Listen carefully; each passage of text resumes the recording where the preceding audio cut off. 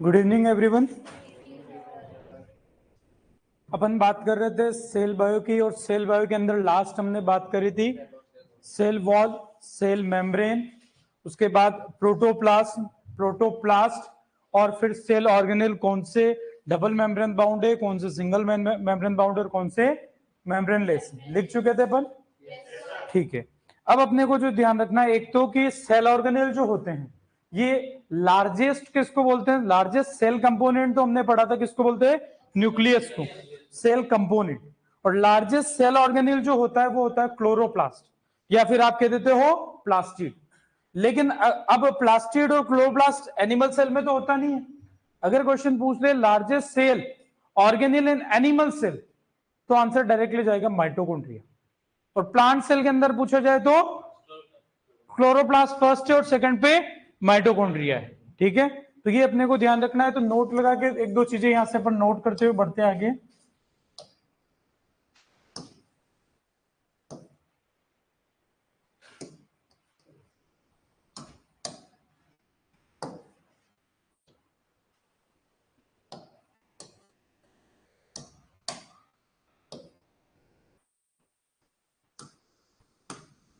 Note लगा के बात करें यहां पर, ये पेन ऐसे कैसे चलेगा।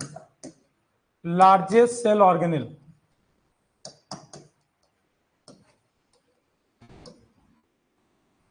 तो अपन डायरेक्टली इसको ऐसे ध्यान रखेंगे, फर्स्ट पे लिखेंगे प्लास्टिड और इसके बाद किसका नंबर आता है, माइटोकॉन्ड्रिया का।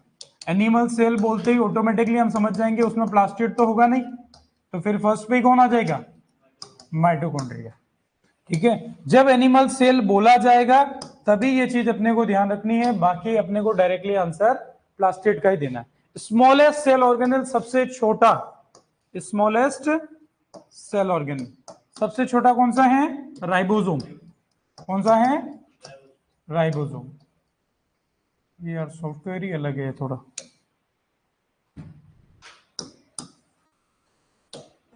तीसरा बात करें कि कौन कौन से सेल ऑर्गेनेल आपके फोटो रेस्पिरेशन से एसोसिएटेड है, तो ध्यान रखना होता है कि ये क्वेश्चन कई बार आता है कि, और अपने पीजी एग्जाम के अंदर 2 या 3 बार ये क्वेश्चन पूछा जा चुका है, ठीक है।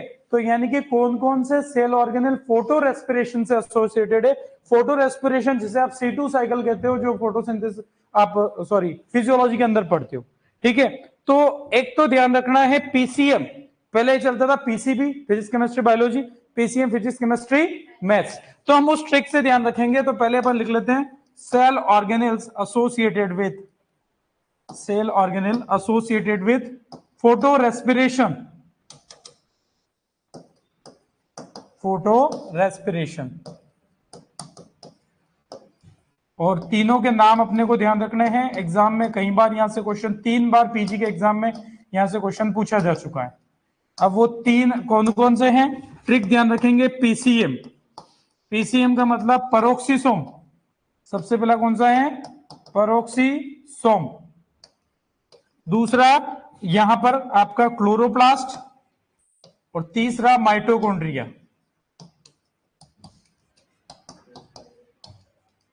फोटो रेस्पिरेशन के लिए जो आपको ध्यान रखना है, कौन कौन से सेल ऑर्गेनेल उससे रिलेटेड हैं, तो 3 ध्यान रखना है, परोक्सीसोम, क्लोरोप्लास्ट और माइटोकॉन्ड्रिया। पीजी 2016, 2021, 2022 3 बार ये क्वेश्चन पूछा जा चुका है,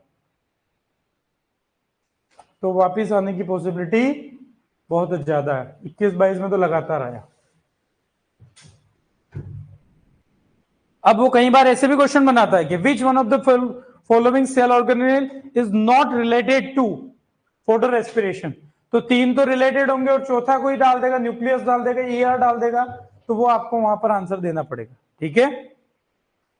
बढ़े आगे, चलो अगली अपन सबने नोट कर लिया, बहुत इजी सी सीधी सी फैक्चुअल है। ये सिंपल क्वेश्चन कई बार ये भी पूछ लेते हैं, बिना कुछ पूछे बोला गया लार्जेस्ट सेल ऑर्गेनेल, आंसर जाएगा प्लास्टिड।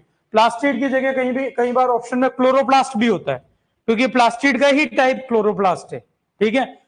और second largest cell organelle mitochondria.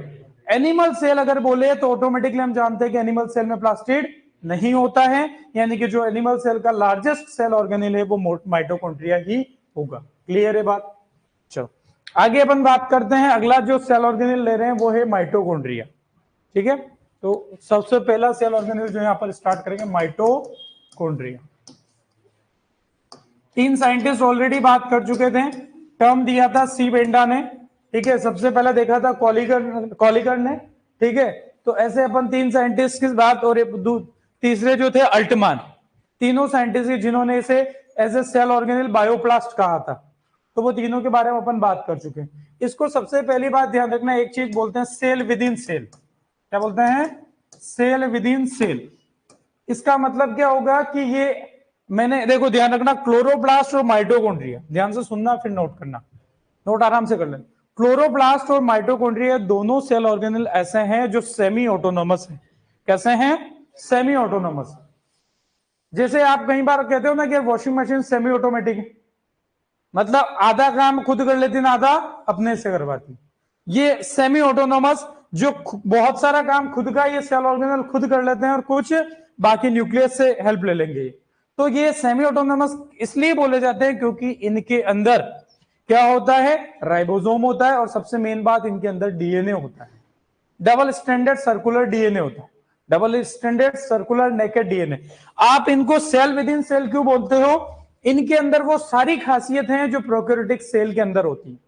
Chloroplast, mitochondria, दोनों को ही अगर स्पेशलिटी देखोगे तो जो आपके प्रोकैरियोटिक सेल के जैसे मिलते जुलते हैं, और ऐसा लगता है कि सेल मतलब किसी सेल की यूकैरियोटिक सेल के ओरिजिन होते टाइम इसमें प्रोकैरियोटिक सेल आके गिर गई और वो माइटोकॉन्ड्रिया बन गया और क्लोरोप्लास्ट बन गया, इसलिए इसको ऐसा बोलते हैं सेल विद इन सेल। पूरा सेल जैसा ही सिस्टम इसके अंदर है, जहां पर आपका double standard circular naked DNA होता है। उसके अलावा इनके अंदर राइबोसोम होते हैं। यूकैरियोटिक सेल के अंदर चाहे माइटोकॉन्ड्रिया है, लेकिन माइटोकॉन्ड्रिया के अंदर जो राइबोसोम होंगे वो कौन से होंगे? 70s। जबकि यूकैरियोटिक सेल के साइटोप्लाज्म में राइबोसोम कौन से होते हैं? 80s होते हैं। क्योंकि मैंने क्या कहा, वो सारी बात जो प्रोकैरियोटिक सेल में राइबोसोम कौन से होते हैं? 70s। तो माइटोकॉन्ड्रिया में भी कौन से होंगे? यूं समझो कि एक प्रोकैरियोटिक सेल को अंदर डाल दिया अपन। बात आ रही समझ में?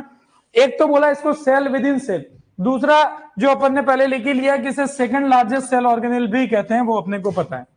इसके अलावा इसे अपन क्या कहते हैं? सबको पता है कि पावर हाउस ऑफ सेल भी कहते हैं। क्या कहते हैं? और ये आसान है, लेकिन पीजी के एग्जाम में क्वेश्चन ये भी पूछा गया।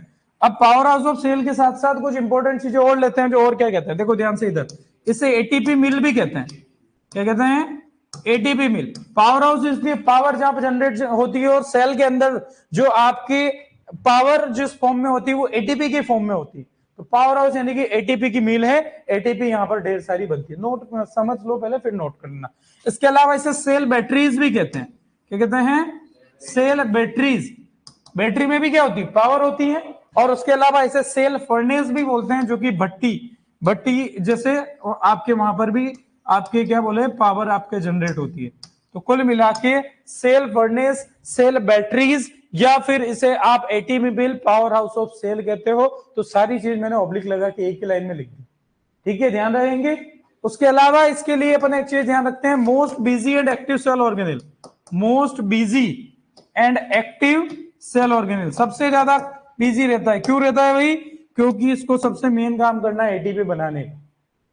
और एक्टिव सेल ऑर्गेनेल, अगर ये एक्टिव नहीं रहेगा तो और कोई काम नहीं हो पाएगा, क्योंकि एटीपी यही बनते हैं। तो मोस्ट बिजी या एक्टिव सेल ऑर्गेनेल बोल दिया जाए तो आंसर क्या जाएगा? माइटोकॉन्ड्रिया जाएगा। इसके अंदर डिवीजन, अच्छा बताओ प्रोकैरियोट में डिवीजन कैसे होता है? वेरी गुड, एमाइटोसिस से। ठीक है, और एमाइटोसिस का मतलब डायरेक्ट सेल डिवीजन हो जाएगा आपके, यानी कि माइटोसिस मियोसिस नहीं होता है। तो ऐसा ये प्रोकैरियोटिक की तरह ही बिहेव करते हैं, तो इनका डिवीजन भी कैसा होगा? एमाइटोसिस डायरेक्ट, या अपन ऐसा कह सकते हैं बाय फिजन। बाइनरी फिजन सुनते हो जैसे हाइड्रा वगैरह में? भाई ये सिंपल सा कुछ नहीं होगा, सीधा सा माइटोकॉन्ड्रिया दो पार्ट में डिवाइड होगा और दो माइटोकॉन्ड्रिया तैयार। तो फिजन के तरीके से एमाइटोसिस कोई क्रोमोसोम इन्वॉल्व नहीं होंगे, क्योंकि इसके अंदर भी डीएनए फ्री है, डबल स्टैंडर्ड, कोई स्टोन प्रोटीन नहीं है, इसलिए क्रोमोसोम की बात नहीं होगी। एक बार ये चीज नोट करो, फिर इसके डायग्राम पे आते हैं।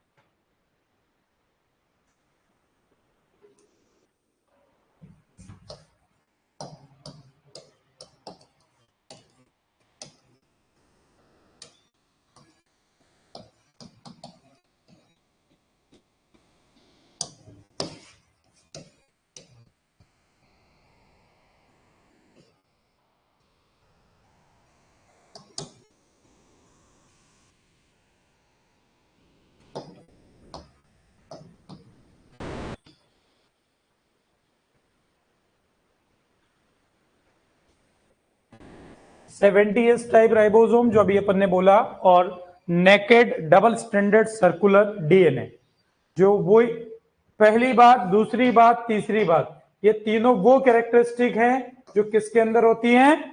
प्रोकैरियोटिक सेल के अंदर। लास्ट के तीनों पॉइंट प्रोकैरियोटिक में हमने ऑलरेडी पढ़े।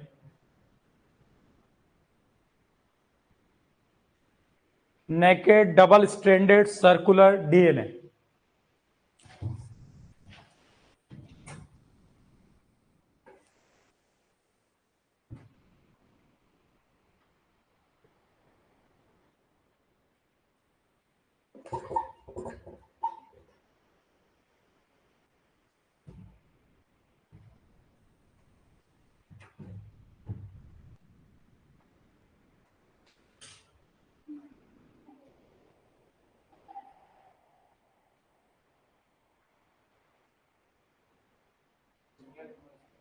Naked, NAKED, naked double stranded circular DNA.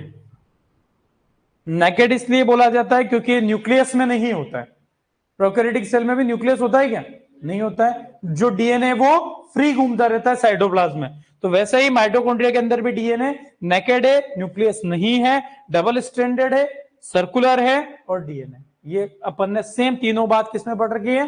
Prokaryotic में पढ़ रखी है। क्लियर है बात? बढ़े आगे। चलो आगे बात आती है इसके स्ट्रक्चर की। सबने नोट कर लिया था? इसके स्ट्रक्चर की अगर हम बात करें यहां पर,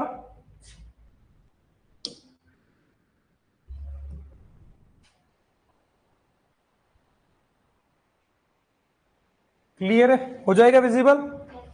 तो माइटोकॉन्ड्रिया का डायग्राम अपने सामने है, जिसके अंदर आपको देखने को मिलेगा कि माइटोकॉन्ड्रिया को हमने यूं समझो कि जैसे आपके वो क्या होता है ना, पाव टाइप से ऐसा लंबा सा एक होता है, मुझे नहीं पता क्या बोलते हैं उसको, तो उसको ऐसे कट कर दिया अपन ने। ठीक है, लंबा सा पाव होता है ना, पाव भाजी खाते हो, तो उस तरीके से ऐसे अपन ने कट कर दिया ताकि अपन इसका ये वाला फेस भी देख सके और ये भी देख सके। अब इसमें अंदर आपको क्या देखने को मिलेगा? ये डबल मेम्ब्रेन बाउंड स्ट्रक्चर है जो लास्ट क्लास में अपन ने पढ़ा। कैसी है? डबल मेम्ब्रेन बाउंड है। एक आउटर मेम्ब्रेन होगी और एक इनर मेम्ब्रेन होगी। तो आपको इसमें दिखा रखा है आउटर मेम्ब्रेन और inner membrane. Outer membrane red colour में दिखाई है, इनर मेम्ब्रेन ये येलो कलर के अंदर आपको देखने को मिल रही है। ठीक है, और दोनों मेम्ब्रेन के बीच के स्पेस को बोलते हैं इंटर मेम्ब्रेन स्पेस या पेरी माइटोकॉन्ड्रियल स्पेस भी कहते हैं। दोनों मेम्ब्रेन के बीच की जो जगह है उसे इंटर मेम्ब्रेन स्पेस या पेरी माइटोकॉन्ड्रियल स्पेस भी कहते हैं। अब क्या होगा कि ये जो इनर मेम्ब्रेन है इसमें एक स्पेशलिटी होती है कि वो अंदर ही, जैसे ये इनर मेम्ब्रेन इस तरीके से अंदर फोल्ड होती रहती है, और ये जो फोल्डेड स्ट्रक्चर है इनर मेम्ब्रेन की उसे आप कहते हो क्रिस्टी। क्या कहते हो? क्रिस्टी। इस पर भी आपके क्वेश्चन पूछ लिया गया पीजी में, एक या दो बार एग्जाम के अंदर क्वेश्चन पूछ चुका है कि what are the series of inner folds in mitochondria is called, या inner invagination of inner membrane is called Christie.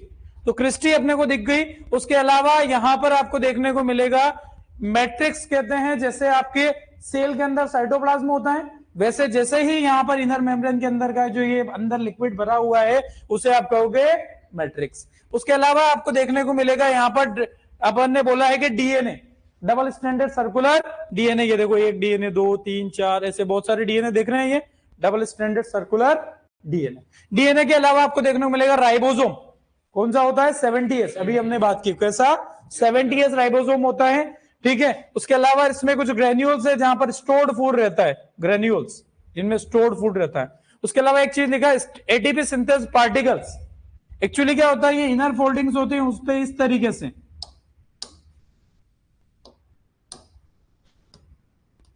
इस तरीके से आपके क्वांटासोम्स बने होते हैं, सॉरी ऑक्सीसोम्स बने होते हैं। क्या होते हैं? और ये जो आपके यहां पर ऑक्सीडेटिव फॉस्फोराइलेशन का काम करते हैं, F1 F नोट पार्टिकल जिनको कहते हैं।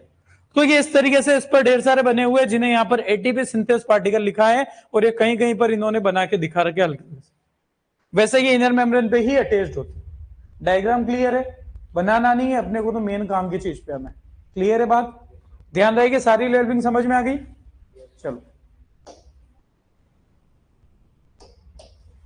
तो यहां पर अपन इसकी स्ट्रक्चर की बात करते हैं। स्ट्रक्चर कैसी है? सबसे पहली बात double membrane bound.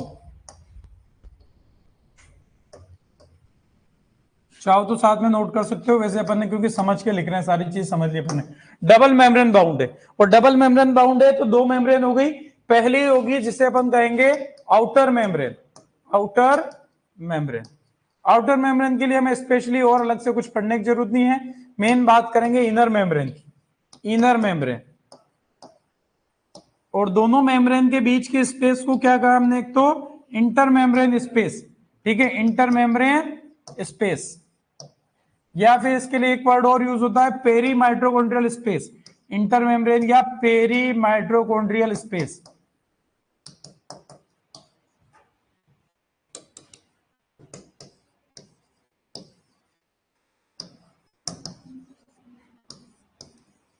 Peri mitochondrial space, तो ये आउटर और इनर मेम्ब्रेन के स्पेस को बोलते हैं, ठीक है। तो ये जो गैप है, यानी कि दोनों मेम्ब्रेन के बीच की जो स्पेस है या गैप है, उसको तो पूरा लिखने की जरूरत तो नहीं, समझ जाओगे दोनों मेम्ब्रेन के, इसीलिए मैंने बीच में लिखा है।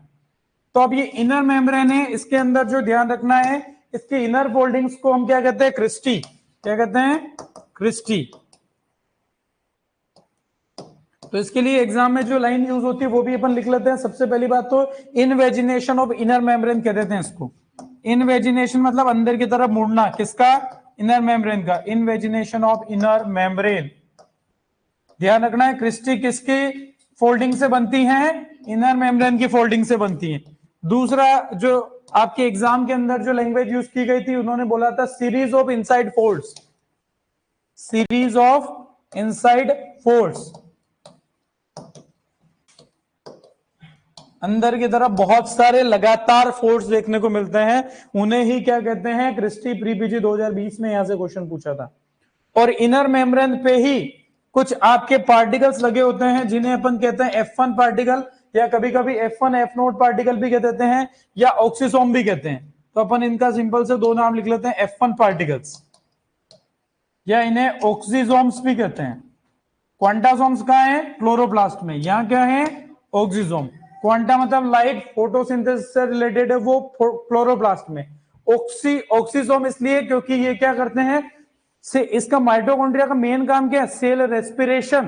क्या काम है, सेल रेस्पिरेशन। तो ये जो पार्टिकल है रेस्पिरेशन में हेल्प करते हैं। हमारी आदत क्या होती है, हम ये समझ लेते हैं रेस्पिरेशन का मतलब क्या होता है कि मतलब सांस लेना और निकालना, यही समझते हैं अपन तो।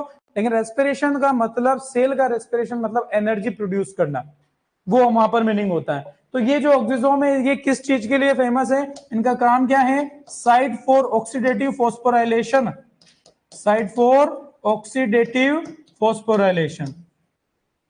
फॉस्फोराइलेशन का मतलब आपके फॉस्फेट से रिलेटेड, यानी कि एटीपी बनाने से रिलेटेड। ऑक्सीडेटिव फॉस्फोराइलेशन के लिए जो आपके साइट है माइटोकॉन्ड्रिया में, वो कौन सी है, F1 पार्टिकल या ऑक्सीजोम से। डिपेंड करेगा ऑप्शन में क्या लिखा है।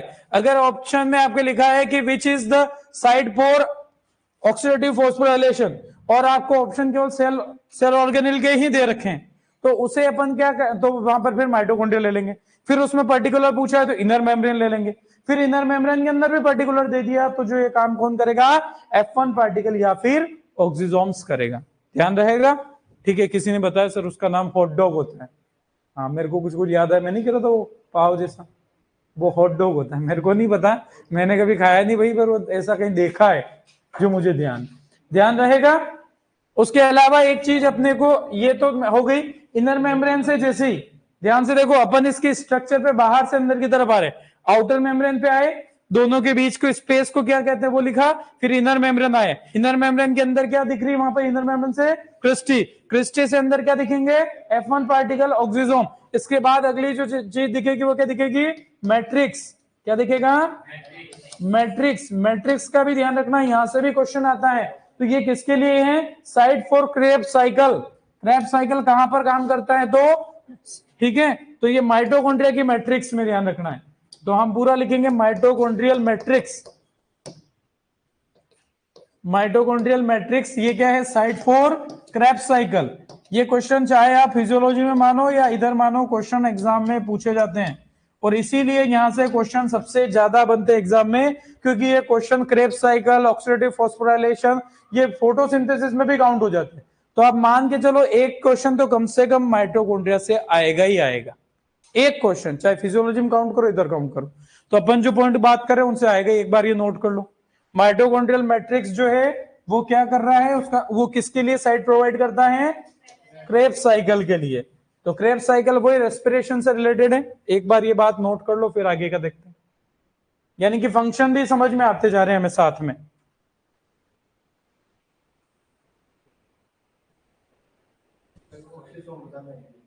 ऑक्सीसोम जो होता है ये एक्चुअली फिजियोलॉजी में पूरे डायग्राम सब के साथ स्ट्रक्चर बताते हैं। ऑक्सीसोम क्या होता है, जैसे आपके क्या हुआ कि ये डायग्राम है अपने पास, है ना, ये इनर मेम्ब्रेन की फोल्डिंग्स हो रखी है, इन्हें क्या कहते हैं, क्रिस्टी कहते हैं। क्या कहते हैं, क्रिस्टी कहते हैं। और इस पे जैसे मैंने लाइन से 4 बनाए, ऐसे लाइन से पूरे पे ऐसे पार्टिकल बने होंगे जो ऑक्सीसोम कहते हैं, जिन्हें क्या F1 पार्टिकल कहते हैं, जो क्या करते हैं आपके H+ जो होते हैं एटीपी बनाते टाइम, वो इधर से उधर ट्रांसफर करने का काम करते हैं, प्रोटोन ग्रेडियंट तैयार करते हैं। ये चीज आपको पढ़ाई जाएगी कहां पर, जहां रेस्पिरेशन पढ़ा जाएगा, क्रेब्स साइकिल पढ़ाएंगे फिजियोलॉजी में। तो मैं इतना से बता सकता हूं कि यहां पर है और इसका काम ऑक्सीडेटिव फॉस्फोराइलेशन का रहेगा। क्लियर है बात, ठीक है, आगे बढ़े, सबने कर लिया नोट। अगला जो ध्यान रखेंगे कि माइटोकॉन्ड्रिया का मेन फंक्शन ही कह दिया जाए, कोई कुछ नहीं लिखे, बस इतना से बोले what is the function of mitochondria. सबसे पहली बात तो बोलेंगे सेलुलर रेस्पिरेशन, या तो अपन कहेंगे site for cellular respiration. Cell का रेस्पिरेशन कहां पर होता है, माइटो, रेस्पिरेशन का काम सारा यहीं पे होगा, सेलुलर रेस्पिरेशन।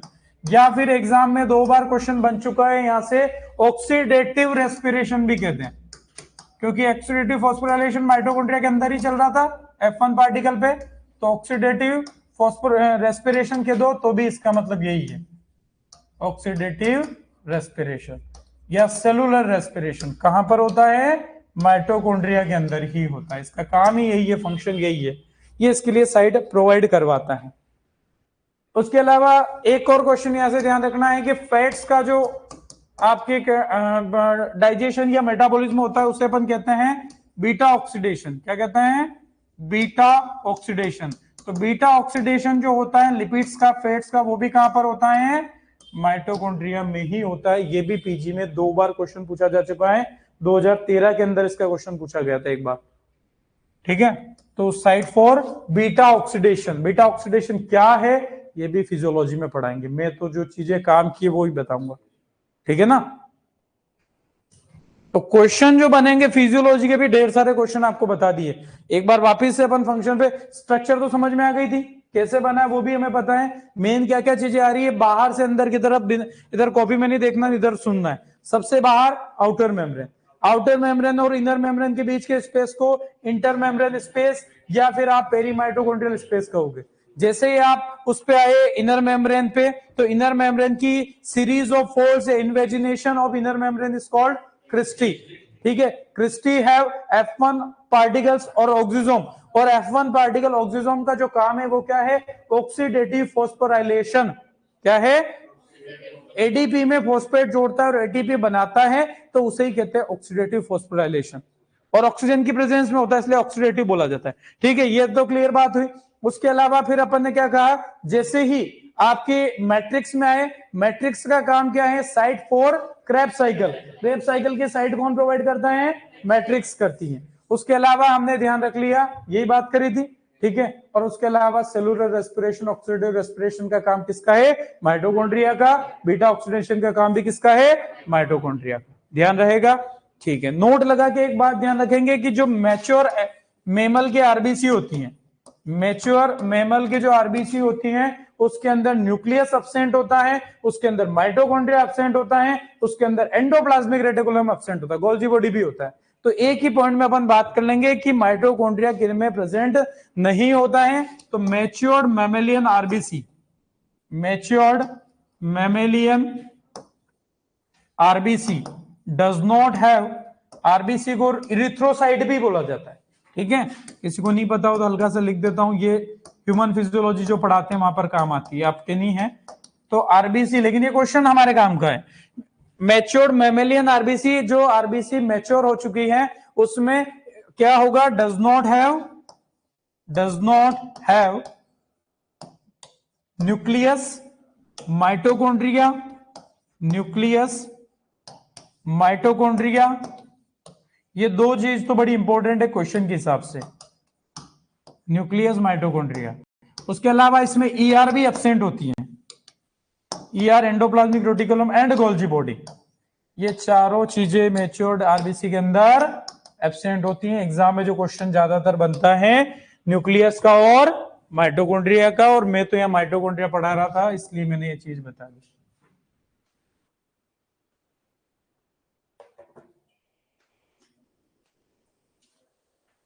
या फिर हम ऐसा भी कह सकते हैं कि मेम्ब्रेन बाउंड सेल ऑर्गेनेल है वो मैच्योर्ड आरबीसी में एब्सेंट होते हैं, membrane bound cell organelles absent. देखा जाए तो सारे मेम्ब्रेन बाउंड है, ये दोनों सिंगल मेम्ब्रेन है, ये डबल मेम्ब्रेन है, न्यूक्लियस भी मेम्ब्रेन बाउंड ही होता है। तो मेम्ब्रेन बाउंड सेल ऑर्गेनेल्स क्या होते हैं इसमें, लगभग एब्सेंट होते हैं। किसमें, मैच्योर्ड मैमेलियन आरबीसी, मेमल की यानी कि ह्यूमन कह दो या कोई भी जो मैमल्स हैं उनकी स्तनधारी जीव जो होते हैं उनकी जो आरबीसी में आपके membrane bound cell organelle specially nucleus और माइटोकॉन्ड्रिया एब्सेंट होते हैं। ईआर गोल्जी बॉडी भी हम ध्यान रखेंगे। क्लियर है बात?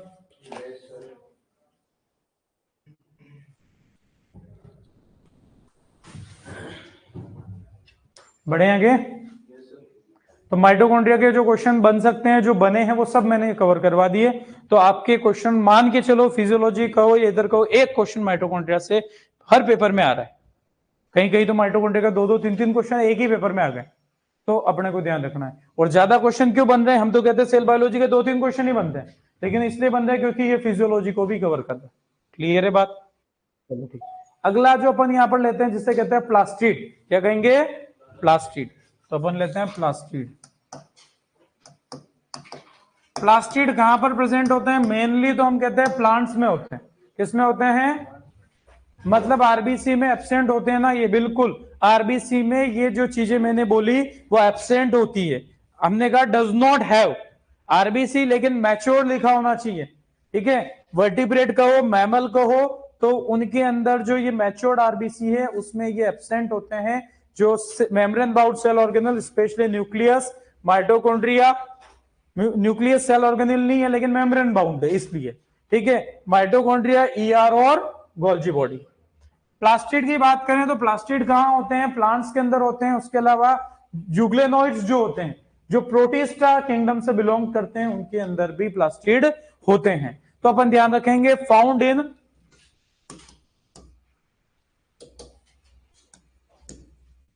In plant cells and in euglenoids, all plant cells and euglenoids। Euglena सुनते थे अपन पहले, ठीक है ना, यूग्लिना पैरामीशियम वगैरह सुनते थे। तो यूग्लेनोइड उसी से, ये जो कौन से किंगडम से बिलोंग करते हैं, प्रोटिस्टा से। सबको पता है 5 किंगडम, तो मोनेरा, प्रोटिस्टा, फंजाई, प्लांटी, एलिमेंटिया। तो प्रोटिस्टा का जो यूग्लेनोइड्स है उसमें होगा प्लास्टिड। उसके अलावा सारी प्लांट सेल में होगा, पर जरूरी नहीं कि जहां फोटोसिंथेसिस होगा प्लास्टिड होगा ही होगा। साइनोबैक्टीरिया होता है तो उसमें प्लास्टिड नहीं होता, उसके लिए कुछ स्पेशल स्ट्रक्चर बनी होती है, ठीक है ना, वो बैक्टीरिया के अंदर बात आती है। अब अपने को ध्यान रखना है कि इनमें कौन से पिगमेंट होते हैं। उस बेस पर 3 टाइप के प्लास्टिड होते हैं, क्लोरोप्लास्ट, क्रोमोप्लास्ट, ल्यूकोप्लास्ट। क्या क्या कहेंगे, क्लोरोप्लास्ट, क्रोमोप्लास्ट और ल्यूकोप्लास्ट। सबसे पहला यानी कि types of plastids based on pigments, types of plastid based on pigments.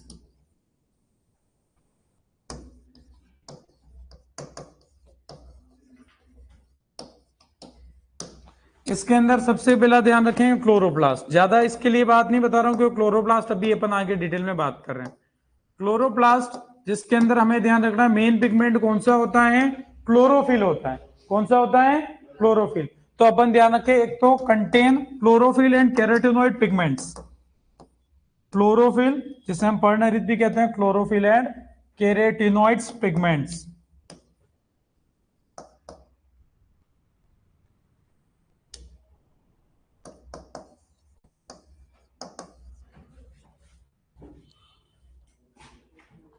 Spelling इसकी थोड़ी सी देख लेते हैं, कैरोटिनॉइड, रोटिनॉइड बोलते हैं पिगमेंट्स। तो सिंपल सा ध्यान रखना है कौन से पिगमेंट है उस बेस पर। और ये ग्रीन कलर देते हैं इसलिए इसको क्लोरोफिल और क्लोरोप्लास्ट ध्यान रखते हैं। इसे हिंदी में पर्ण अपन वो कहते हैं, सॉरी हरित लवक इसीलिए कहते हैं क्योंकि हरा कलर होता है, ठीक है। उसके अलावा दूसरा ध्यान रखेंगे क्रोमोप्लास्ट, क्या कहेंगे, क्रोमोप्लास्ट। ये ग्रीन कलर के अलावा जो कलर है वो देने का काम कौन करते हैं, क्रोमोप्लास्ट करते हैं। तो क्रोमोप्लास्ट के अंदर अपन ध्यान रखें ये कुछ जैसे आपके फ्रूट के कलर हो गए, स्पेशली बात करें पेटल्स, डिफरेंट फ्लावर्स होते हैं, अलग अलग फ्लावर होते हैं, उनके पेटल के अलग अलग कलर मिलते हैं, वो क्रोमोप्लास्ट की वजह से होते हैं। फ्रूट की पेरिकार्प का, फ्रूट की पेरिकार्प सर समझते हो, यानी कि फ्रूट की जो कवरिंग है उसके कलर भी कौन देता है, क्रोमोप्लास्ट। यानी कि अपन कहेंगे यहां पर सीधा occurs mainly in fruit pericarp and flower petals, fruit pericarp and flower petals। भाई उसके लिए तो मुझे बोलने की जरूरत ही नहीं थी क्लोरोप्लास्ट में, क्योंकि जो भी प्लांट का पार्ट ग्रीन है वहां पर क्लोरोप्लास्ट होगा ही होगा, उसमें तो कोई कहने की जरूरत नहीं थी। इसके अंदर जो पिगमेंट देखने को मिलेंगे वो मिलेंगे फैट सोल्यूबल कैरोटिनॉइड्स पिगमेंट्स। तो यहां पर अपन कहेंगे contain fat soluble carotenoid pigments.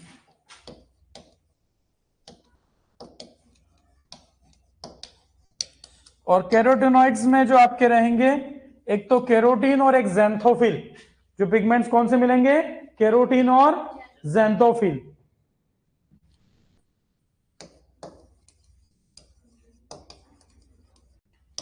Carotene की भी बात करते हैं, ज़ैंथोफिल जो है वो कौन सा कलर देता है, येलो कलर, ठीक है। आप पढ़ते हो पपीता में कैरिका ज़ैंथीन, ठीक है, याद है क्या, कैरिका ज़ैंथीन। तो ये पीले जो पपीता का पीला रंग होता है वो इसी कारण से होता है, तो वो ज़ैंथोफिल से ही बना हुआ है, तो ये अपने को ध्यान रखना है।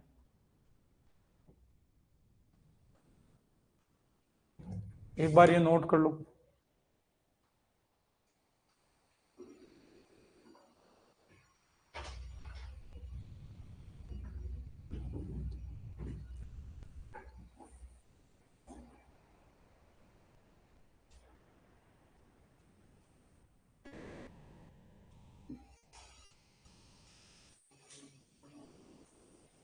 सबने कर लिया नोट, बढ़े आगे, चलो ठीक। एक अपन ध्यान रखते हैं, सभी को पता है रेड कलर ऑफ टोमेटो किसकी वजह से होता है, सभी को पता है ना। तो उसी की बात करते हैं कि भाई सर आपने पिगमेंट बोले, इसमें कहीं लाइकोपिन का नाम तो आया ही नहीं, तो उसी चीज पर आ रहे हैं। रेड कलर ऑफ टोमेटो किसकी वजह से होता है, लाइकोपिन। और लाइकोपिन जो वो क्या है, एक टाइप का आपके कहें तो कैरोटीन ही होता है। लाइकोपिन क्या होता है, कैरोटीन होता है। तो अपन यहां पर सिंपल सा ध्यान रखेंगे कि टाइप ऑफ कैरोटीन, क्योंकि इसमें दो ही तरीके के पिगमेंट हैं, कैरोटीन और ज़ैंथोफिल। अब आपको पता हो तो ये जो लाइकोपिन है ये रेड कलर प्रोवाइड कर रहा है। उसके अलावा अपने को जो ध्यान रखना है कि ये कैरोटीन फिर आप तीन टाइप के पढ़ते हो, अल्फा कैरोटीन, बीटा कैरोटीन और gamma carotene. Alpha, beta and gamma carotene. आप जो जाना पहचाना है वो आपका कौन सा है, बीटा कैरोटीन, जानते हो ना, बीटा कैरोटीन अपना जाना पहचाना है। कैरोटीन तीन टाइप के होते हैं, अल्फा कैरोटीन, बीटा कैरोटीन और गामा कैरोटीन। जो आपका बीटा कैरोटीन होता है वो प्रीकर्सर होता है किसका, विटामिन ए का, पढ़ा है ना, एग्जाम में क्वेश्चन आता है, precursor of vitamin A is, क्या कहोगे, बीटा कैरोटीन। इसका रिचेस्ट सोर्स सबसे ज्यादा ये कहां होता है, कैरेट में। किसमें होता है, कैरेट में। बीटा कैरोटीन आप कहते हो ना गाजर, इसीलिए तो रिचेस्ट सोर्स है कैरेट। बाकी ऐसा नहीं, मैंगो वगैरह कहीं सारी जगह आपको विटामिन ए देखने को मिलेगा। तो ये अपने को ध्यान रखना है। तो ये मैंने कुछ पिगमेंट से रिलेटेड बात आपको यहाँ पर बता दी जो अपने को जानी पहचानी। हॉर्टिकल्चर में जो आप लाइकोपिन भी पढ़ते हो और बीटा कैरोटीन भी पढ़ते हो, तो ये एक्चुअल में सारे कैरोटीन के ही टाइप है। उसके अलावा अपन यहाँ पर नोट लगा के ध्यान रखेंगे वाटर सोल्यूबल पिगमेंट्स। ये एग्जाम में कई बार क्वेश्चन पूछा जाता है कि कौन से पिगमेंट वाटर सोल्यूबल होते हैं, कौन से आपके लिपिड सॉल्युबल होते हैं। तो वाटर सॉल्युबल के अंदर हम दो ध्यान रखेंगे। वाटर सॉल्युबल, एक तो होता है एंथोसाइनिन, क्या कहते हैं, एंथोसाइनिन, और एक होता है एंथोक्लोर, एंथोसाइनिन, और एक होता है एंथोक्लोर। ये दोनों जिनके नाम में एंथो आ रहा है वो कैसे हैं, वाटर सॉल्युबल है, और एग्जाम में एंथोसाइनिन पे कई बार क्वेश्चन बन जाता है। ठीक है, तो एंथोसाइनिन और एंथोक्लोर। एंथोसाइनिन जो कलर देता है या तो ब्लू कलर, ब्लू, रेड या वॉयलेट, ऐसे कलर अगर कहीं पे आ रहे हैं क्रोमोप्लास्ट में, कहीं पेटल में, कहीं फ्लावर में, तो उसकी वजह से जो किसकी वजह से होंगे ये, यानी कि ये पिगमेंट जो आपके कुल मिला के, या आपको तो सिंपल से कहेंगे कलर जो प्रोवाइड करेगा। ठीक है, और एंथो कलर, एंथोक्लोर जो होता है वो येलो कलर देता है, जैसे आपके जेंथोफिल देता है ना वैसे ही। तो जेंथोफिल और कैरोटीन, यानी कैरोटीन का कौन सा वाला, या कैरोटीन का नहीं डायरेक्ट कौन सा पिगमेंट है जो येलो कलर देता है, एक तो जेंथोफिल देता है और दूसरा एंथोक्लोर देता है। ये दोनों कैसे हैं, वाटर सॉल्युबल। लिपिड सॉल्युबल या फैट सॉल्युबल जिन्हें अपन कहते हैं, ये एग्जाम में क्वेश्चन कई बार बन जाते हैं, ध्यान रखना है। लिपिड सॉल्युबल, या ऊपर ही मैंने अभी लिखवाया था फैट सॉल्युबल, एक ही बात है, दोनों चीजों का मतलब सेम है। तो दो तो हमने कहा था कि कैरोटीनॉइड पिगमेंट्स जो होते हैं, यानी कि कैरोटीन और जेंथोफिल दोनों कैसे होते हैं, फैट सॉल्युबल। साथ में आपको क्लोरोफिल भी ध्यान रखना है। तो ये तीन अपन ध्यान रखेंगे, क्लोरोफिल, जेंथोफिल और कैरोटीन। क्लोरोफिल, ये मैं जनरल बात बता रहा हूं, नोट लगा के ध्यान रखेंगे इसको, है ना, नोट ही लगा रखा अपन ने। क्लोरोफिल, दूसरी बात जेंथोफिल, और तीसरा कैरोटीन। ये सारे कैसे हैं, फैट सॉल्युबल या लिपिड सॉल्युबल है। जबकि वाटर सॉल्युबल कौन से हैं, एंथो वाले। नोट कर लें सारी बात।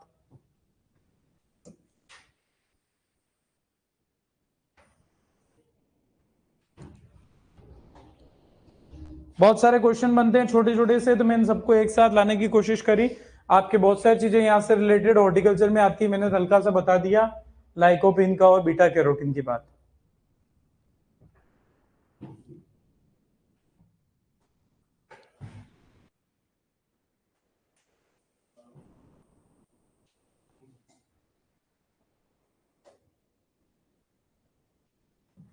कर लिया नोट सबने?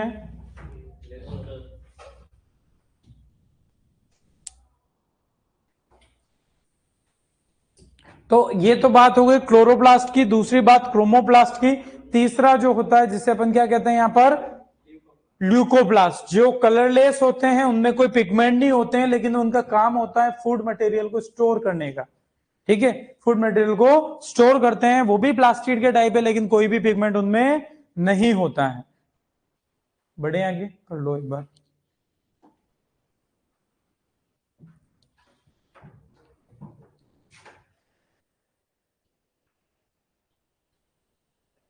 क्रोमोप्लास्ट वो ऐसे प्लास्टिड हैं जो आपके other than green colour provide करने का काम करते हैं। ठीक है, तो इसमें अलग अलग आपको मैंने बता दिए। तो ये स्पेशली कहां मिलते हैं, फ्लावर के पेटल। सबसे ज्यादा कलर में वेरिएशन कहां मिलती है, पेटल्स में।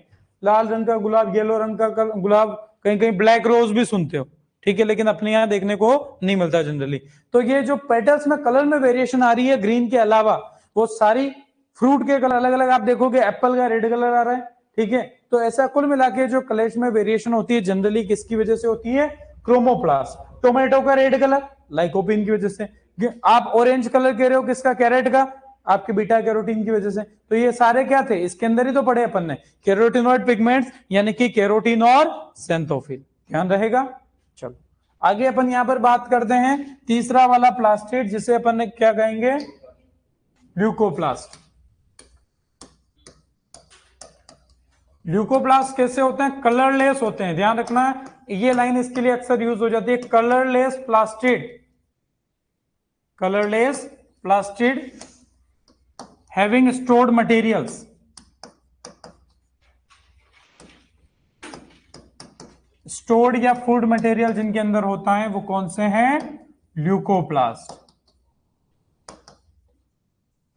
ठीक है, ये फिर अपन तीन टाइप से कहते हैं। पहला यहाँ पर कौन सा स्टोर्ड फूड मटेरियल स्टोर्ड है, उस बेस पर तीन टाइप के हो जाएंगे। अमाइलोप्लास्ट, सबसे पहला अमाइलोप्लास्ट। अमाइलोप्लास्ट जो कहां होता है, पोटैटो में।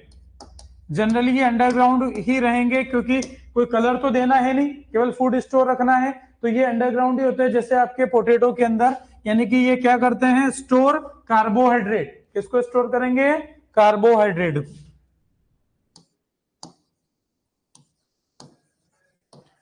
Carbohydrate storage. तो कभी उधर क्वेश्चन आ जाए, ध्यान रखना कि एग्जांपल लिख देता हूं पोटैटो की। पोटैटो में कौन से आपके प्लास्टिड होते हैं, तो ल्यूकोप्लास्ट का भी टाइप अमाइलोप्लास्ट। ऑयल और फैट्स का जहां स्टोर होता है वो होते हैं इलायोप्लास्ट। इलायोप्लास्ट किसका स्टोर करते हैं, ऑयल्स एंड फैट्स, तेल और वसा का जहां पर स्टोरेज होता है। और तीसरे होते हैं एल्यूरोप्लास्ट, जो प्रोटीन का स्टोरेज करते हैं। किसका, प्रोटीन का। तो ये वर्ड वैसे अपने जाने पहचाने होते हैं, aleuroplast, protein storage. इलायो, ELAIO, इलायो, protein storage. और नोट लगा के एक और आपके प्लास्टिड का नाम लिखेंगे, जिसको कहते हैं इटियोप्लास्ट। क्या कहते हैं, इटियोप्लास्ट। इटियोप्लास्ट वो होता है जिसमें कोई पिगमेंट नहीं होता है और ना ही कोई फूड स्टोर करते हैं। तो सिंपल सा कहेंगे plastid without pigments, plastid without pigments. ये एक्चुअली कैसे होते हैं बताता हूं।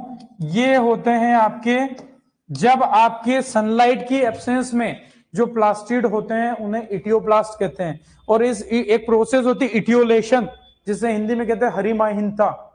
ठीक है, yellowing due to absence of light. ठीक है, लाइट की एब्सेंस होने की वजह से आपके पैथोलॉजी में आएगा, जिसको अपन कहते हैं इटियोलेशन। तो उस ये कौन से प्लास्टिड की वजह से होती है, इटियोप्लास्ट। ध्यान रहेगा।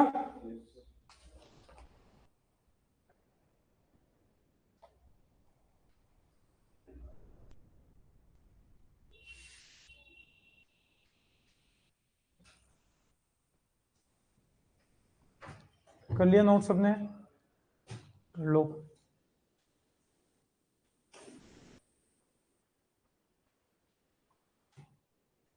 तो तीन तरीके के प्लास्टिड हो गए, क्लोरोप्लास्ट, क्रोमोप्लास्ट, ल्यूकोप्लास्ट। ठीक है, तो स्टोर्ड फूड मटेरियल किसके अंदर होता है, ल्यूकोप्लास्ट के अंदर। कौन सा फूड स्टोर हो रहा है उस बेस पर इनका नाम ध्यान रखना है। Amyloplast carbohydrate, elaioplast oils and fats, और तीसरा एल्यूरोप्लास्ट प्रोटीन। ठीक है, बढ़े आगे। चलो, तो अब इसमें तीसरा जो, सॉरी फर्स्ट वाला जो हमारे काम का, उसे हम बात करते हैं क्लोरोप्लास्ट। क्लोरोप्लास्ट ये जनरली सबसे ज्यादा मिलते हैं मीजोफिल सेल्स में। आप पढ़ोगे उधर C3 साइकिल, C4 साइकिल, तब मीजोफिल सेल और बंडल शीथ सेल के बारे में बताएंगे आपको। तो अपन कहेंगे mainly present in mesophyll cells of plants, mainly present in mesophyll cells of plants.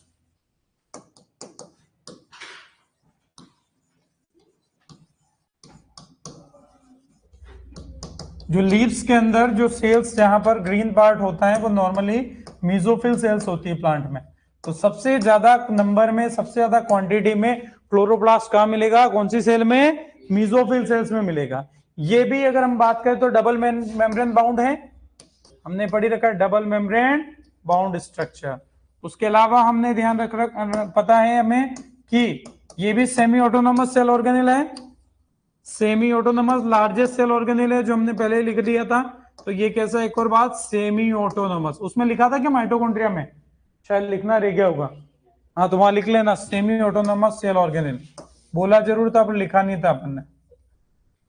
Mitochondria में भी लिखना सेमी ऑटोनोमस सेल ऑर्गेनेल्स। ठीक है, क्लोरोफिल ए बी का क्या फॉर्मूला है बेटा, ये सारी चीजें भी बतानी है, लेकिन ये फिजियोलॉजी में आपको अगर मैं पढ़ाऊंगा तो मैं बता दूंगा, बाकी जो भी सर पढ़ाएंगे, ताकि ये अपना फिर टाइम उसमें चला जाएगा। वहां सारा बताएंगे आपको, क्लोरोफिल ए बी, सारी फोटोसिंथेसिस की पूरी रामायण आएगी वहां पर। तो अपन उसकी बात अभी यहाँ पर फिलहाल नहीं करेंगे, ठीक है। डबल मेम्ब्रेन बाउंड है और तो ये अपने को ध्यान रखना है। सेमी ऑटोनोमस है ये भी, सेम वही आपका डबल स्टैंडर्ड सर्कुलर डीएनए होगा, सेम चीज वही रहेगी, double standard circular naked DNA होगा, 70S राइबोसोम होंगे, वो अपन ने पहले ही बात कर ली थी, लिखने की जरूरत है क्या बार बार वही।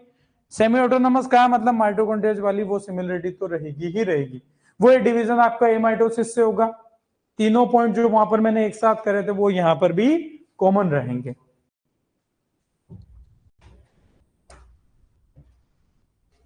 कर लिया नोट? आए इसके डायग्राम पे, डायग्राम से चीज समझते हैं मेन, जहां से एग्जाम में क्वेश्चन आते हैं।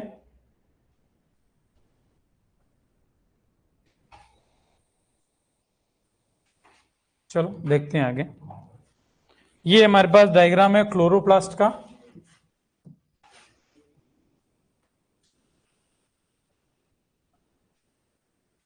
हो जाएगा विजिबल? तो क्लोरोप्लास्ट जो है उसकी अगर हम बात करें तो ये यूं समझो, क्लोरोप्लास्ट उसको भी ऐसे कट कर रखा है इस तरीके से, जैसे आप केक कट करके पीस नहीं निकालते हो किसी को खिलाने के लिए, भले खुद खा जाओ, तो उसी तरीके से केक कट कर रखा है। और केक कट करते अंदर अलग अलग लेयर दिखती है ना, वो अलग अलग किसका बना है भाई, आप रेड वेलवेट ने पता नहीं क्या क्या बोलते हो, तो उसी तरीके से अंदर से सारा सामान दिखेगा। अब ये क्या होता है, ये भी डबल मेम्ब्रेन बाउंड है। अब ध्यान से सुनना, ये कट कैसे कर रखा है वो समझने के लिए मैंने तो बोला, आउटर मेम्ब्रेन जैसे माइटोकॉन्ड्रिया में थी इसमें भी होगी, इनर मेम्ब्रेन, और कोई पूछ ले तो इन दोनों के बीच के स्पेस को यहाँ पर इंटर मेम्ब्रेन स्पेस कह देंगे, माइटो वाला वर्ड यहाँ पर यूज नहीं करेंगे, ठीक है। मेम्ब्रेन की बात क्लियर है, डबल मेम्ब्रेन बाउंड था। उसके बाद क्या होता है उस चीज पे आते हैं, जिस तरीके से वहां पर मैट्रिक्स थी, अंदर का जो भरा हुआ पोर्शन, जैसे सेल में साइटोप्लाज्म, माइटोकॉन्ड्रिया में मैट्रिक्स, यहां पर होता है स्ट्रोमा। यहां जो वर्ड यूज होता है वो क्या होता है, स्ट्रोमा होता है। उसके बाद आते हैं जो जिसे अपन कहते हैं ग्रेनम और बोलते हैं थाइलेकोइड्स। जिस तरीके से अगर मेरे पास 5 के सिक्कों की गड्डी है तो मैं एक गड्डी जमा देता हूं, ठीक है, तो एक सिक्के को बोलेंगे थाइलेकोइड, क्या बोलेंगे, और पूरी गड्डी को ग्रुप ग्रुप से जी याद रखेंगे, ग्रेना या ग्रेनम कहते हैं, ठीक है। एक गड्डी को एक ग्रेनम, ऐसे बहुत सारी हो तो ग्रेना वर्ड यूज कर लेते हैं। तो देखो 1 2 3 ऐसे थाइलेकोइड्स हैं, और थाइलेकोइड्स की पूरी एक गड्डी को क्या बोला इन्होंने, ग्रेना या ग्रेनम बोला, ठीक है। और इनके बीच में कनेक्शन भी है जिसकी लेबलिंग नहीं कर रखी, जिसे आप स्ट्रोमा लेमिली कहते हैं, क्या बोलते हैं, स्ट्रोमा लेमिली। थाइलेकोइड का एक नाम लेमिली भी होता है, थाइलेकोइड का नाम एक और लेमिली भी होता है, वो भी मैं लिखाऊंगा, तो ये अपने को पता रखना है। उसके अलावा जो ये एक थाइलेकोइड के अंदर देखोगे तो खाली जगह दिख रही है सब में, डार्क ग्रीन कलर से, उसे बोलते हैं ल्यूमेन। उसके अंदर की एक सिक्का, सिक्के के अंदर की जो खाली जगह उसको क्या बोलते हैं, ल्यूमेन बोलते हैं। अब आपको दिमाग में आता है कि सर ये क्लोरोफिल पिगमेंट होते कहां है, तो ये थाइलेकोइड की जो मेम्ब्रेन है ना, इस मेम्ब्रेन पर लोकेटेड होते हैं ये पिगमेंट्स जो ग्रीन कलर देते हैं अपने को। बात आ रही समझ में, लेबलिंग हो गई क्लियर। अब अपने जो स्ट्रक्चर की बात करी उसी पर अपन आते हैं, तो यहां पर अपन पहले की स्लाइड पे चल रहे थे उसी पे ले लेते हैं। तो ये डबल मेम्ब्रेन था, अपन ने कह दिया था, तो यहीं पर बात लेते हैं इसकी स्ट्रक्चर की। स्ट्रक्चर के अंदर जो चीजें आ रही उसी को अपन एक एक करके बात कर लेते हैं। स्ट्रक्चर, सबसे पहली जो स्ट्रक्चर के अंदर अपन बात ध्यान रखेंगे यहां पर, जिसे अपन कहेंगे थाइलेकोइड, क्या बोलते हैं, थाइलेकोइड्स, या थाइलेकोइड्स के लिए एक नाम और मैंने क्या बोला, लेमिली, थाइलेकोइड्स को ही बोलते हैं लेमिली। तो थाइलेकोइड्स क्या है, एक सिक्के के जैसे था, तो उसको अपन सीधा से कहेंगे फ्लैटेंड मेम्ब्रेनस सेक्स, क्या बोलते हैं, फ्लैटेंड, चपटी सी है, झिल्ली युक्त है, फ्लैटेंड मेम्ब्रेनस सेक्स मतलब थैली जैसी, SSES, ठीक है। तो फ्लैटेंड, चपटी, झिल्ली युक्त, थैली जैसी स्ट्रक्चर, उसे अपन कहते हैं थाइलेकोइड या लेमिली कहते हैं जिसको, ठीक है। और इसकी मैंने बोला इसी की मेम्ब्रेन में, मेम्ब्रेनस है, इसकी जो मेम्ब्रेन है वहीं पर क्या होता है आपके, वहां पर क्या देखने को मिलेगा आपको, मिलेंगे पिगमेंट्स, क्या मिलते हैं, पिगमेंट्स। मैंने बोला था क्लोरोफिल वगैरह कहां होते हैं, थाइलेकोइड की मेम्ब्रेन में होते हैं, क्लोरोप्लास्ट की मेम्ब्रेन में नहीं होते, थाइलेकोइड की मेम्ब्रेन में, ध्यान रखना है, क्लियर है बात। दूसरा ध्यान रखेंगे ग्रेना या ग्रेनम जिसको बोल देते हैं, दोनों में से कोई भी वर्ड लिखो एक ही बात है। ग्रेना है वो उस पूरी गड्डी को बोला है, तो इसको अपन कह सकते हैं thylakoid arranged in stacks, thylakoids arranged in stacks,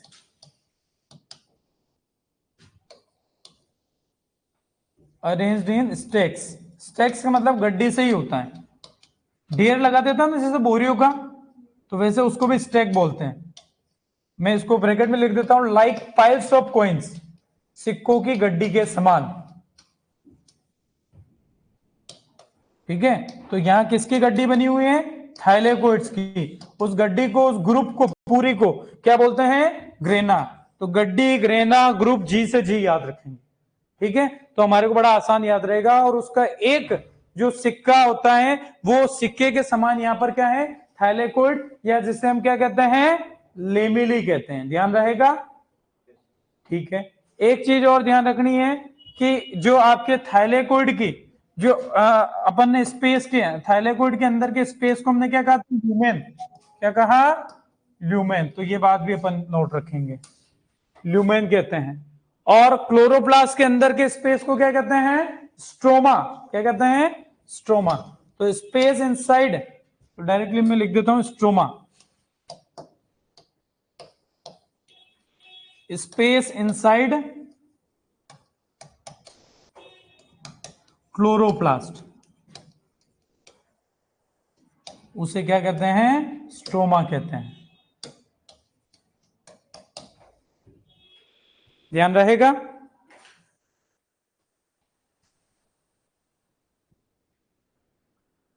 एक आध पॉइंट और है, उसको कंप्लीट कर ही लेते हैं। एक्स्ट्रा जा रहा 5 मिनट, कोई दिक्कत तो नहीं है। वैसे क्लास आज लेट शुरू करी थी मैंने। क्लोरोप्लास्ट की 2-3 पॉइंट है, उसको कंप्लीट कर लेते हैं।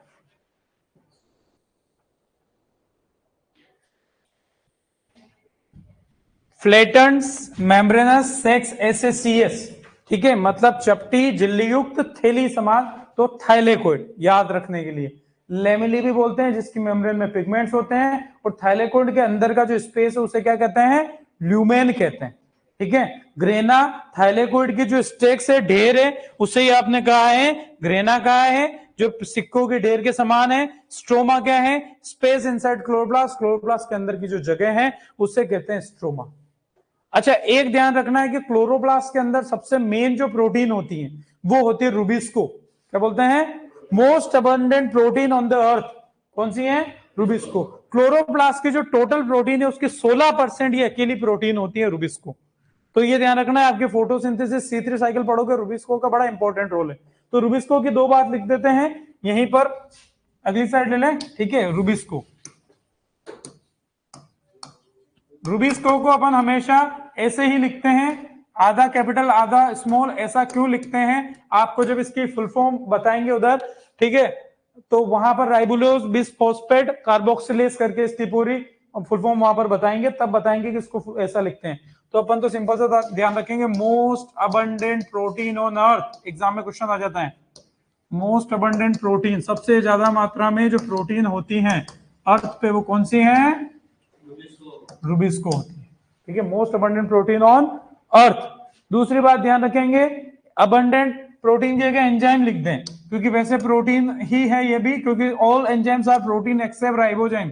पता है क्या सबको, सारे प्रोटीन क्या होते हैं, सारे एंजाइम क्या होते हैं, प्रोटीन होते हैं, सिवाय राइबोसोम। राइबोसोम एकमात्र ऐसा एंजाइम है जो प्रोटीन नहीं होता है। एंजाइम्स जब पढ़ते हो तब बात होती है। उसके अलावा ये मैंने कहा क्लोरोप्लास्ट के कितना % प्रोटीन होता है, 16। ठीक है, तो made 16% protein of chloroplast.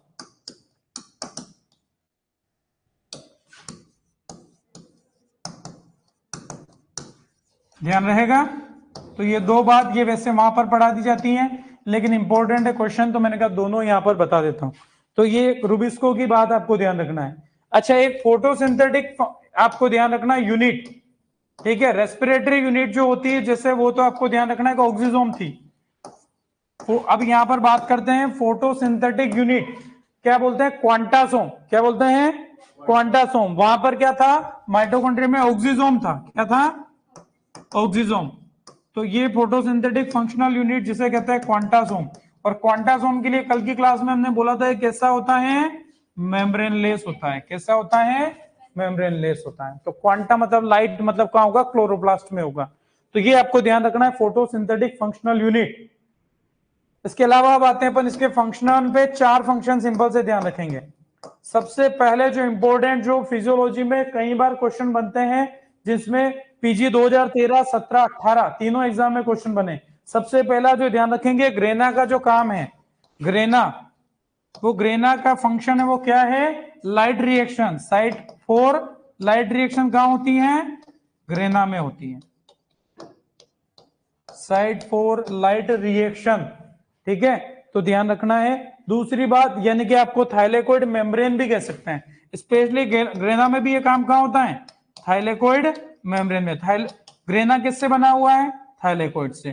Thylakoid की मेम्ब्रेन में क्या ऐसी चीज है, पिगमेंट्स, क्लोरोफिल वगैरह। इसीलिए लाइट रिएक्शन एक्चुअल में होती कहां है, ग्रेना की यानी कि थाइलेकोइड की मेम्ब्रेन में होती है। एग्जाम में जो क्वेश्चन पूछा गया था पीजी में, तो उसने आंसर में ऑप्शन क्या दिया था, थाइलेकोइड मेम्ब्रेन दिया था, ठीक है। उसके अलावा स्ट्रोमा का ध्यान रखेंगे। स्ट्रोमा किसके लिए साइड है, डार्क रिएक्शन के लिए। Side 4 dark reaction.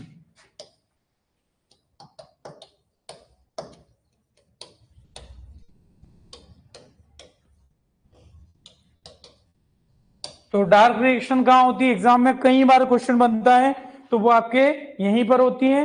उसके अलावा ध्यान रखना है, इसका काम जो मेन क्लोरोप्लास्ट का क्या है, फोटोसिंथेसिस। ये लाइट रिएक्शन और डार्क रिएक्शन से होगा क्या, फोटोसिंथेसिस। ये दोनों रिएक्शन आप पढ़ोगे कहां, फोटोसिंथेसिस के अलावा। और ध्यान रखना है कि जब फल पकते हैं, जब फ्रूट्स राइपनिंग होती हैं, तो chloroplast converted into the chromoplast. पहले फल कच्चे होते थे, कैसे होते हैं, हरे होते हैं, लेकिन बाद में उनका जो पर्टिकुलर कलर है, रेड, ऑरेंज, जो भी कलर, वो आ जाएगा। यानी कि क्लोरोप्लास्ट किस में कन्वर्ट हो जाते हैं, क्रोमोप्लास्ट में। कब, जब फ्रूट की राइपनिंग होती है। तो क्लोरोप्लास्ट, तो यहां पर एक पॉइंट और लिखेंगे अपन,